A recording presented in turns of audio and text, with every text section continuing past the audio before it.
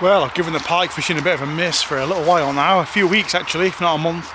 And that's because the temperatures have been a bit too warm. I've just not really fancied it, and obviously the pike struggle when it's really warm weather because there's all oxygen levels drop. But for the last few weeks now, we've actually had some low pressure, and it's struggled to even get above 20 degrees in the day for the last few weeks.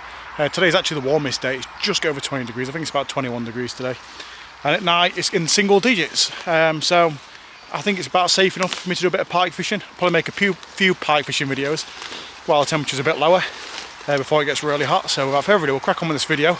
As you can probably tell by the title, depending on what I've titled it, I'm out on the Forgotten Pond today, and it's the Forgotten Pond where I've actually caught my biggest pike, or rather the biggest Forgotten Pond pike. So without further ado, I'm going to find the water because it's through all these trees, get started, hopefully put a few on the bank.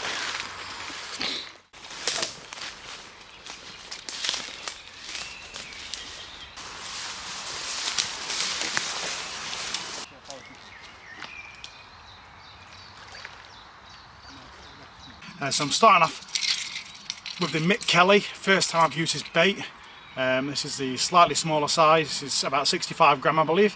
I do have the bigger one, about 75 gram.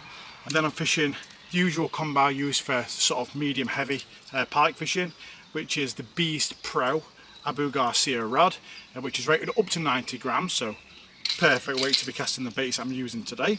Then I spooled this up with some brand new braid, because it needed respooling anyway, it's about that time of the year. And for that I chose the brand new sick braid that Berkeley have bought out.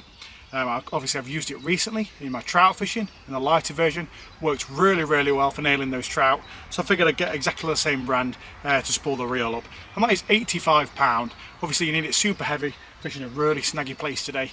If I get caught up on them snags, I want to be able to bend these hooks out, so I want a proper good quality braid to be able to straighten these hooks if I get caught up on the snags. So that's what I'm doing today. Let's crack on.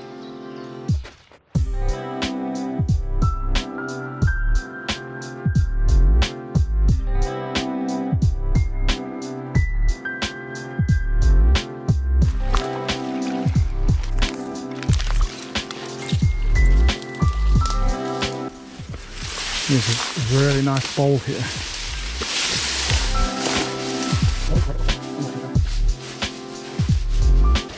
Unfortunately you guys can't really see a great deal. But I've got that Mick hybrid on now, so see if we can find anything using that. Perfect cast. You got a little hit from a jack pike then. Definitely felt a little bump.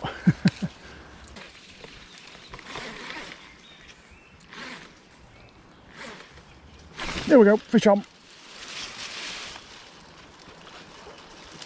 Oh no, I've just hooked it to the reeds.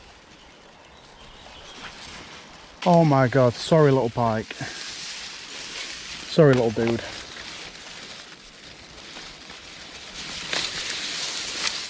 I mean, it's nice to see that this place has got some small pike in it to take over when them big pike have done, but my god, that is tiny compared to the bait I used to catch it. My god. I mean, I put this bait on because I thought it would imitate a bit like a small jack pike, as you can see, and look, almost identical. I don't think there's going to be many big mummers set down here if that little pike feeling safe down there.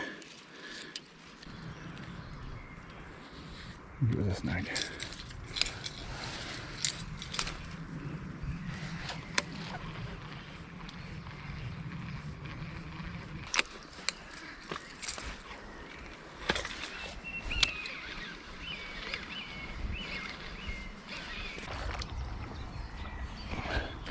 Yeah, so it's like a really nice spot. It's just weird, it's like silt and leaves quite high up, and then it's like 2 or 3 foot of water. Or rather, there's like a foot of water and then like 2 or 3 foot of silt below it, I think, as we get further out. So there are a few casters from this spot. Put my polarised glasses on just in case something follows in close and I can see it. God, that silt absolutely stinks. Try a straight retrieve at first. If that doesn't work, we'll use a nice jerk and retrieve. Obviously we've got a nice bait to do that with, like a wobbling bait. Fish on, how quick was that? First cast. Oh, and it was probably the smallest fish in the pond.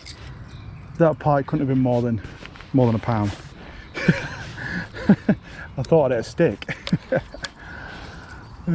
Well, that was a good sign that they're feeding on the first cast. Oh, there we go. That's a good one. That's a good one. That's a good sized pike. Second cast out with a Mick Kelly. Got a pike on the first cast, a small one, and a much better one on the second cast. It's got to be a double figure fish. Oh, he's wrapped up in my braid. Be a little bit careful with this one. Oh, careful, buddy. Oh, thankfully he's got himself unwrapped. Oh, there we go. Second cast of the session. Beautiful pike on that Mick Kelly. That is awesome.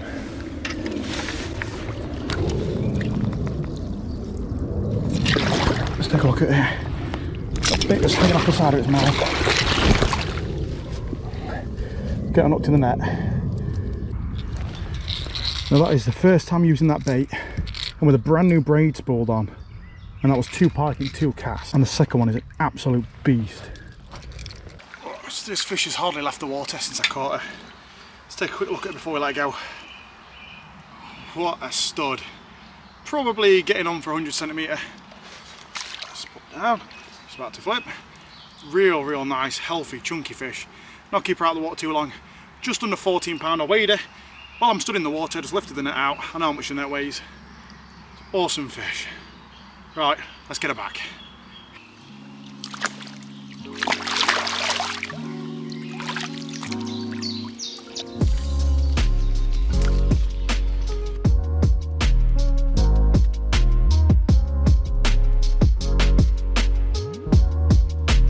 Creepy.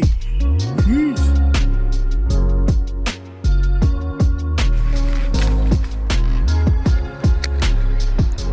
Tell you what, this sill absolutely stinks something rotten.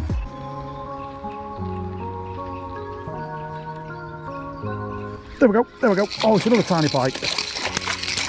Come on. I don't want to catch you, you're a bit too small. Really didn't get a very good hook up with that one either. Little bugger, why did he even bother trying? He did not help himself, did he? Problem using big lure sometimes, you can't decide what fish is going to take it. And if a pike of that sort of size takes it, all it's going to do is do itself damage. But there's nothing really you can do about it.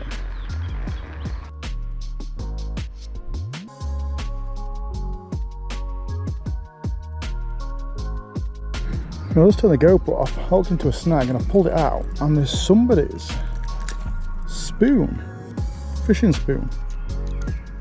Not even using a wire trace. That's just mono.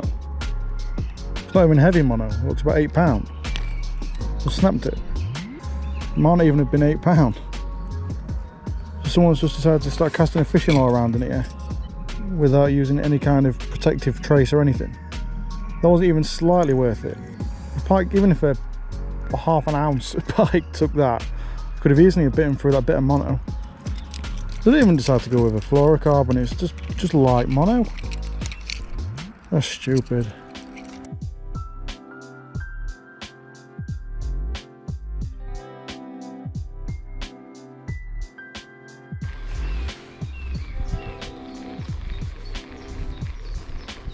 There we go, there's a pike. Okay, I definitely didn't hook the snag then, it definitely was a pike then. I knew something had hit it. I think I got waders on. He's up to himself in the worst place possible, right on top of his head. It's nice to hit some little pike in it. I've seen a few today. First time I've seen any.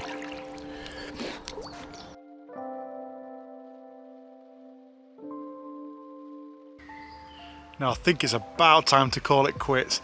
I've really enjoyed this session. I enjoy these sessions where I come out exploring sort of forgotten ponds, a bit like this one. Well overgrown. My waders are full of water because they're torn up from all the brambles.